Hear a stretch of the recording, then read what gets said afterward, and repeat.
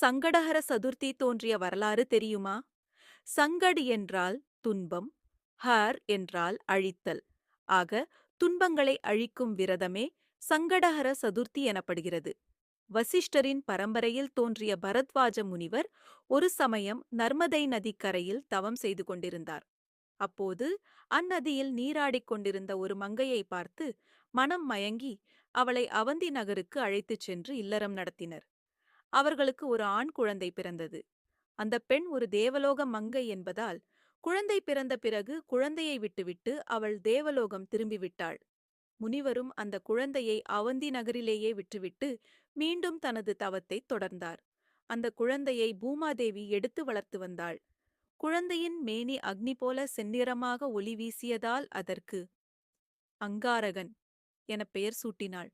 அந்த குழந்தைக்கு 7 வயது ஆனபோது பூமாதேவியிடம் அது, அம்மா, எனது தந்தை யார் என்று தெரிந்து கொள்ள எனக்கு ஆசையாக உள்ளது.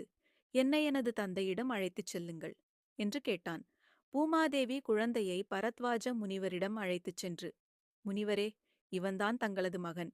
இவனை நீங்கள் ஏற்றுக்கொள்ள வேண்டும் என்று வேண்டினாள். முனிவரும் தனது மகனை அகமகிழ்ந்து ஏற்றுக்கொண்டு பல கலைகளிலும் சிறந்த வல்லவனாக வளர்த்து வந்தார். முனிவரிடம் அங்காரகன், தந்தையே, இவ்வுலகில் உள்ள எல்லா கலைகளிலும் நான் சிறந்து விளங்க வேண்டும். அதற்கு நான் என்ன செய்ய வேண்டும் என்று கேட்டார். அதற்கு பரத்வாஜ் முனிவர், நீ விநாயகப் பெருமானை நோக்கி தவம் செய்தால் சர்வ கலைகளிலும் வல்லவனாக திகழ்ந்து நீ நினைத்தது அனைத்தும் நிறைவேறும் என்று கூறி அதற்குரிய மந்திரங்களை உபதேசம் செய்து அனுபவித்து வைத்தார். அவந்தி நகரை அடுத்த ஒரு காட்டில் தனது தவத்தைத் தொடங்கினான் அங்காரகன். பல வருடங்களாக கடுந்தவம் மேற்கொண்டதன் பலனாக மாசி மாதம் சதுர்த்தி திதி அன்று இரவு வேளை சந்திரோதயம் காலத்தில் விநாயகர் பெருமான் அங்காரகனுக்கு காட்சி தந்தார்.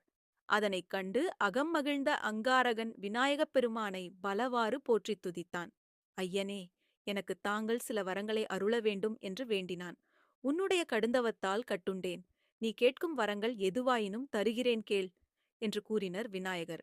ஐயனே, சர்வமங்கல ரூபத்தோடு தங்களை தரிசித்த நான் அனைவராலும் மங்களன் என்று அழைக்கப்பட வேண்டும். தேவலோகத்தில் தேவாமிர்தம் பருகி அமரனாக வேண்டும். என்னை வழிபடுபவர்களுக்கு எல்லாம் நான் செல்வம் அளிக்கும் கிரகமாக மாற வேண்டும். நான் தங்களை தரிசித்த இந்த சதுர்த்தி நாளை அனைவரும் கொண்டாட வேண்டும். யாரெல்லாம் இந்த சதுர்த்தி நாளன்று தங்களை வழிபடுகிறார்களோ அவர்களின் துயரங்களை நீங்கள் நீக்க வேண்டும் என்று பலவாறு வரங்களைக் கேட்டான்.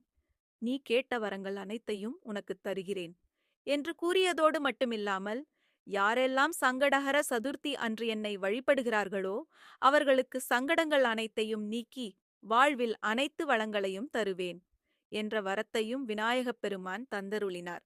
அந்த அங்காரகனே செவ்வாய் கிரகமாக